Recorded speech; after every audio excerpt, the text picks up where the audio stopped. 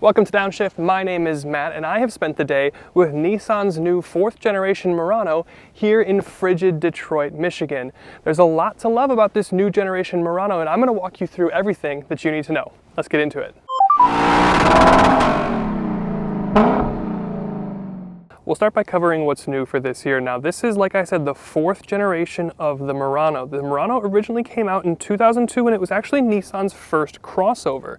It was also the first time we saw a CVT in a Nissan, but for this 4th generation, everything's all new, including that transmission, which we'll get to in a minute. But as you know, we like to talk about things in context here on Downshift, so what does the Murano compete against? Well, from Toyota, there's the Crown Signia. That's probably one of the more close competitors. From Hyundai, there's the Santa Fe, but that's a lot more boxy and has 3 rows. Honda just debuted their new Passport, but that is very rugged, so an entirely different direction from this Murano. And the last one that I'll mention is the Mazda CX70. Now, in my opinion, this is kind of what the CX70 should have been. A little bit smaller, dedicated 2-row, rather than a revised 3-row version, or 2-row version of the CX90. But either way, there's a lot of fun stuff going on here, and it has a very unique spot within the segment, so we'll talk about things under the hood. And under the hood, regardless of trim, lives one single engine option. It's their 2-liter turbocharged, or VC, variable compression, turbocharged 4-cylinder. It makes 241 horsepower. That's down 19 from the previous V6, but it's up 20 pound-feet of torque to 260 from the old V6. Combined fuel economy is about 23 mpg. That's not terrible. I did ask if there's going to be a hybrid coming or if we should expect that, and they gave me kind of a cheeky chuckle when I asked that question. But as far as performance numbers are concerned, 0 to 60 is under 7 seconds, about the mid 6-second mark. Probably not in today's weather, but pretty quick. And then in terms of drivetrain, all that extra torque now goes through a 9-speed automatic. Like I mentioned, there's no more CVT here on the Murano. Front-wheel drive is standard, but you can option all-wheel drive for only $1,000 more, and all-wheel drive is going to be actually standard on your SL and Platinum, so it's just the SV that doesn't come standard with all-wheel drive. And in terms of weight and dynamics, we'll talk more about the driving experience later in the video, but this Murano tips the scales at 4,400 pounds, just over, and it's got adjusted dampers to reduce body roll by about 25% universally. They're not adaptive, but they do have a bypass valve for higher frequency ride and road imperfections, and I think it rides pretty well. Again, we'll talk more about this behind the wheel. We're back up front to talk styling. Obviously, the first thing that stands out to you is this big black bar that runs across the top of the hood. It's got Murano embossed over here on the driver's side of the car, and it kind of gives Ferrari F80 vibes, don't you think? Maybe this is a poor man's Ferrari F80.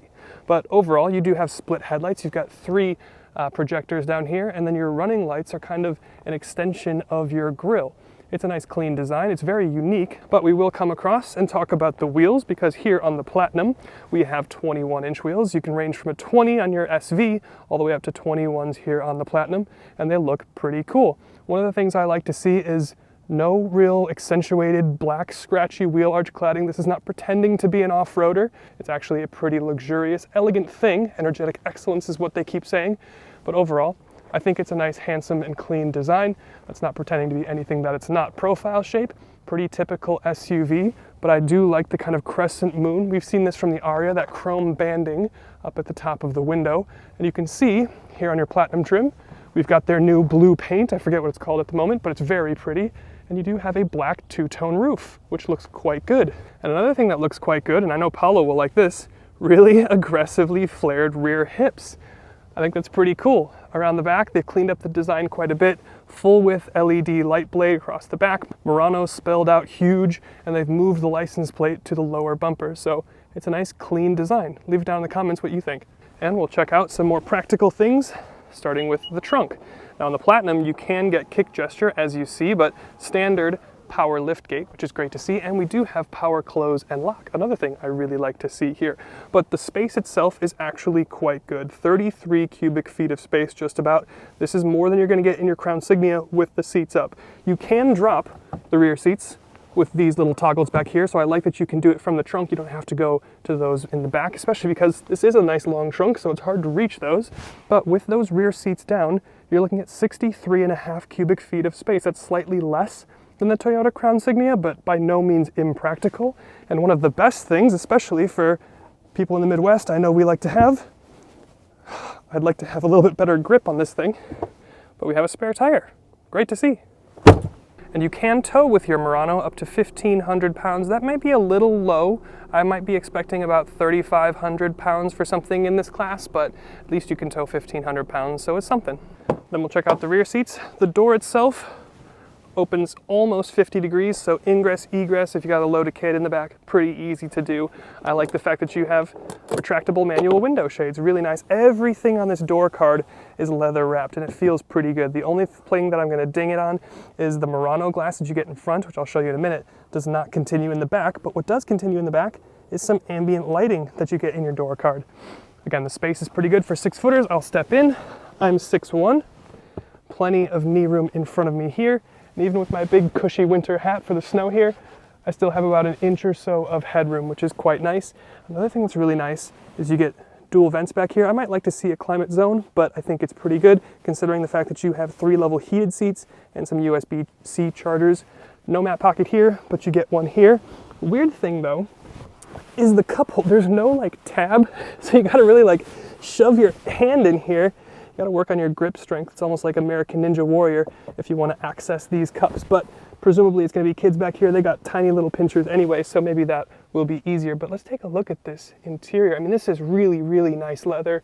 Very, very comfortable seats, like truly very comfortable seats. I like the diamond quilting and the color, which we'll talk about in the front now. We'll check out the front seats. Do want to mention the door card real quick. Just really, again, everything totally leather wrapped. We're going to talk about this again in a second, but you do have 2-level memory seats here. And I do want to take a minute to appreciate this ivory and caramel interior because it is very, very nice looking. I love this interior spec. There's a little bit of blue stitch in here to kind of tie with the exterior color, and then everything else is kind of two-tone light khaki and brown. Again, some blue stitching here on the seat. So everything ties together really well with this spec. But this is your zero gravity Nissan seat, really supremely comfortable, truly and sincerely very, very good. 3-level heated, 3-level cooled, and you have this button right here, which will give you 3 different types of massage with 3 different intensities. It's really pretty nice. Lumbar with some heat, really nice on a day like today. And then just a minute to appreciate the cabin experience overall. The design, the materials, this really nice semi-aniline leather. Again, we talked about that with the seats, really, really comfortable. But the standout thing in this cabin is what you see on the door card here, across the dash. You see it kind of color shifting as I'm panning through the cabin here. From blues to browns, this is the Murano glass. It's not actually glass, it is a plastic, but it does color shift a little bit depending on where you are and where the sun is, which again is kind of cool, bringing the browns and the blues together like we see with the stitching and the interior and the exterior paint color. But really, really surprisingly nice in here, and it doesn't even stop there. The dash, leather wrapped, padded. You get this open pore or simulated wood effect down here with your little touch sensitive buttons that we saw in the Aria that I like so much. It's just really, really impressive, the attention to detail.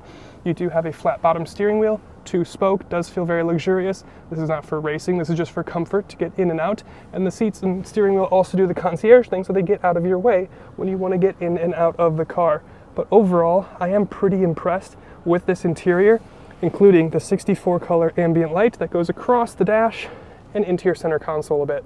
Another thing that's kind of cool, see this pattern here on the seats? Well, it continues in a lot of other places too, like in your rubber little storage area at the bottom of your cup holder, in your wireless charger, and even in your excess storage area cavern underneath your center console. It's that little attention to detail that puts this Murano over the top for me.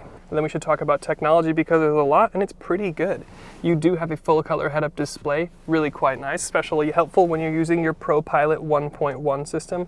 This does not have the 2.1 system that you'd see in the Rogue or the Armada, but still pretty good. It's nice enough to be helpful on the highway. It's just not a hands-off system. But for those of you that don't want a more invasive system that's maybe watching your eyeballs, this could be a good system for you. But you do have a 12.3-inch digital instrument cluster and a 12.3-inch center infotainment system. They do work really well. There's a bunch of different customizability. You can have a reduced view.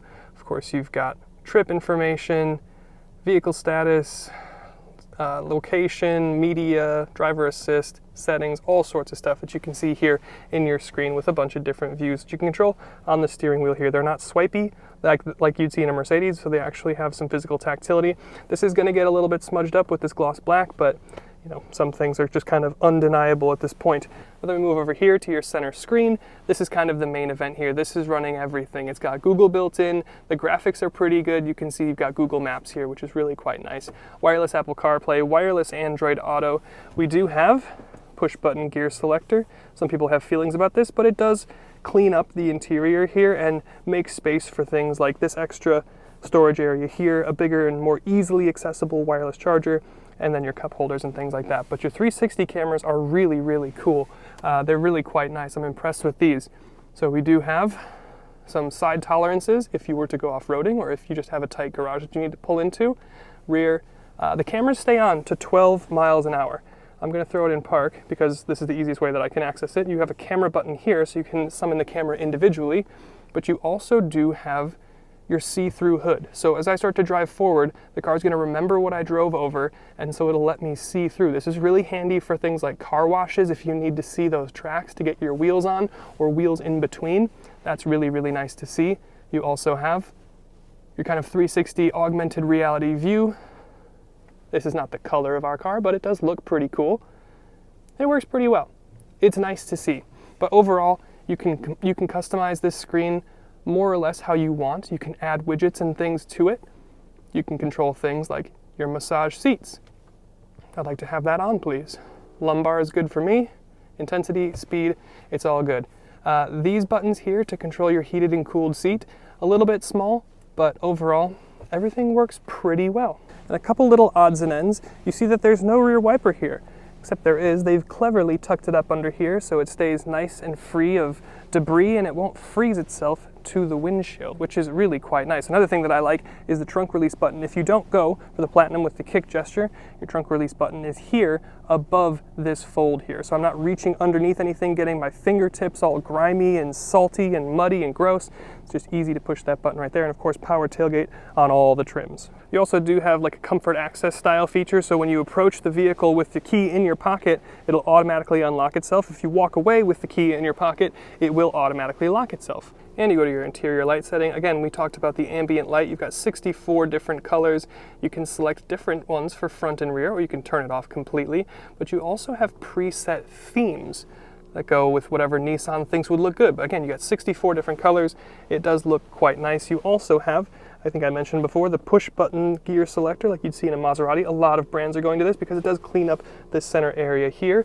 Another thing that I like is the Bose audio system.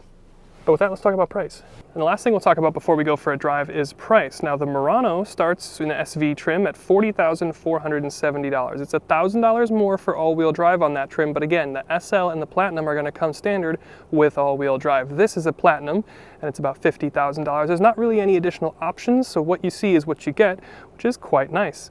With that, let's go for a bit of a drive. Hey guys, real quick, Matt here. Just wanted to say I hope you've been enjoying the video. If you have, would really appreciate you hitting that subscribe button. I know it doesn't seem like a big deal, but it does go a long way in helping us get access to cars sooner and get access to manufacturer engineers so we can get more information on the cars and get you more information so you can make better decisions. So would really appreciate you hitting that subscribe, like, comment, the whole YouTube thing. But with that, let's get back to the video. All right, trekking through the snow in a blue Murano.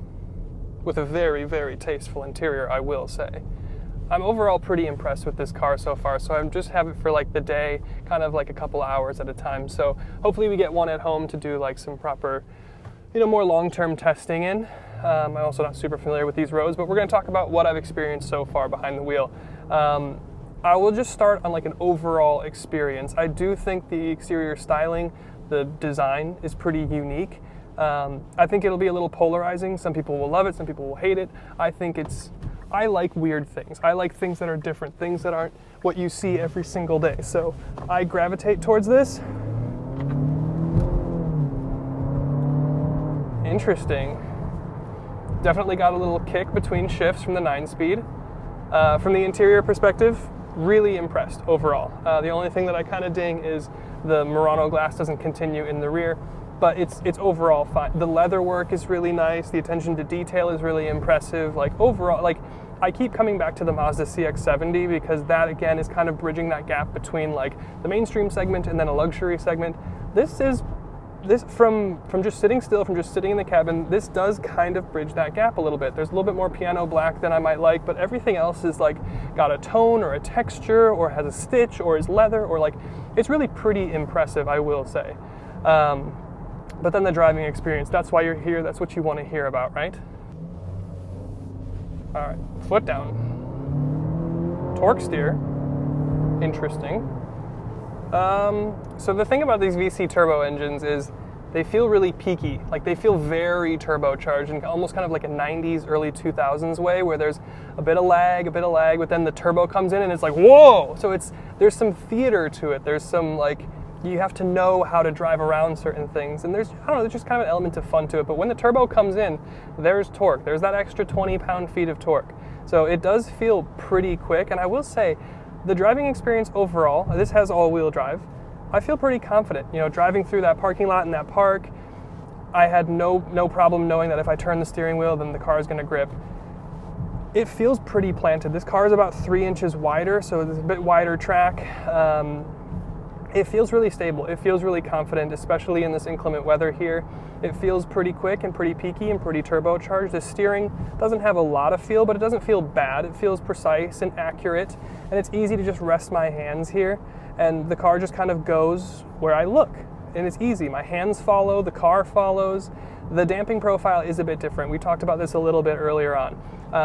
Not adaptive suspension, but you've got kind of that bypass, but overall it's 25% less wumpy, less floaty. Now generally I kind of like the old school American kind of floaty, uber luxury kind of profile. This feels almost a little bit more German, and maybe that's on purpose, trying to get to that more luxury feel, that more Mazda feel, that more, you know, BMW, Audi feel. It does feel more disciplined than the previous generation. It feels a lot more buttoned up. Which is nice in a corner, and it by no means hurts the ride in the sense that it's too harsh or it's too stiff. This still feels very comfortable, very neutral, very day-to-day. It's not pretending to be a sports car. It's not pretending to be an off-roader. It's uniquely and solely focused on just comfort, and it does that really well. From the seats to the active noise cancellation, that's standard on all the trims. It's pretty good. I mean, there's still a little bit of road noise coming in, obviously, but overall, the cabin isolation's pretty good. I'm pretty impressed with the overall behind the wheel experience. The seating position's pretty natural. Everything feels really wide, but it doesn't feel super, like, I kind of liken it to the last Dodge Ram, or the Ram 1500 that I drove last time, where this windshield feels a little bit squat. So I've got plenty of expansive lateral visibility, but not a lot of vertical. I don't know. You can see everything. The visibility is good. It just feels a little bit more like wide than tall. I don't really know what I'm saying, but maybe you'll get what I'm trying to say. But overall, I think this is everything that you're kind of expecting it to be. It's a great size, it's really comfortable, it's easy to drive, it's got a lot of standard equipment, and pretty much everything is available. Pretty much everything is available. Wireless CarPlay, everything that you want, you can get here. I think it looks cool, it looks unique, the interior is proper nice, and I think it's priced pretty reasonably. The only thing that I'm really, truly gonna ding it on is the fact that it's the Nissan thing, right? And it's just the fact that they don't have hybrids. We talked about it a little bit. I think they're coming. They're being a little tongue-in-cheek about it, but I just think in this market in 2025, to have a hybrid option, it's kind of expected. But this VC turbo, it's kind of fun. It's kind of peaky. So it's comfortable when you need it to be, and it's kind of fun when you want it to be. So overall, I'm pretty impressed. So thanks to Nissan for having me out and giving me a chance to explore the new Murano. It's pretty good. Thank you for watching, and we'll see you in the next one.